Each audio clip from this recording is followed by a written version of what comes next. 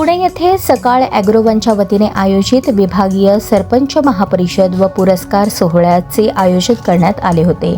संगमवाडी येथील डेक्कन कॉलेजच्या सभागृहात पार पडलेल्या या परिषदेत पुणे, सातारा, सोलापूर आणि अहिल्यानगर जिल्ह्यातील 500हून अधिक निवडक सरपंच सहभागी झाले. या कार्यक्रमात विविध क्षेत्रात उल्लेखनीय कार्य करणाऱ्या सरपंचांचा पुरस्कार देऊन गौरव करण्यात आला. पुरस्कार प्राप्त सर्व सरपंचांचे मनापासून अभिनंदन. हा सन्मान केवळ व्यक्तीचा नसून गावाच्या सर्वांगीण विकासासाठी सातत्याने कार्य करणाऱ्या ग्रामपंचायतींच्या सामूहिक प्रयत्नांचा गौरव आहे. ग्रामीण विकासाला नवी दिशा देणारा हा उपक्रम आयोजित केल्याबद्दल सकाळ ॲग्रोवनचे अभिनंदन. या परिषदेत ग्रामविकास आणि शेती व्यवस्थापन या विषयांमध्ये सरपंचांना सक्षम करण्याच्या उद्देशाने विविध विषयांवर मार्गदर्शन करण्यात आले.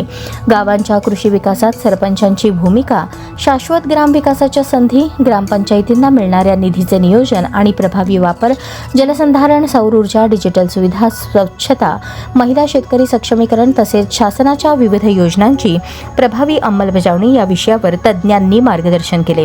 या परिषदेस कृषी मंत्री दत्तात्रय भरणे, आदर्श गाव संकल्प व प्रकल्प समितीचे कार्याध्यक्ष पोपटराव पवार, सकाळ माध्यम समूहाचे अध्यक्ष प्रतापराव पवार, ॲग्रोवनचे कार्यकारी संपादक रमेश जाधव, यशदाचे महासंचालक डॉक्टर सुहास दिवसे, उपमहासंचालक डॉक्टर मल्लीनाथ कळसेट्टी, जलसाक्षरता केंद्राचे माजी कार्यकारी संचालक डॉक्टर सुमंत पांडे यांच्यासह राज्यातील विविध भागातील सरपंच, लोकप्रतिनिधी आणि मान्यवर उपस्थित होते.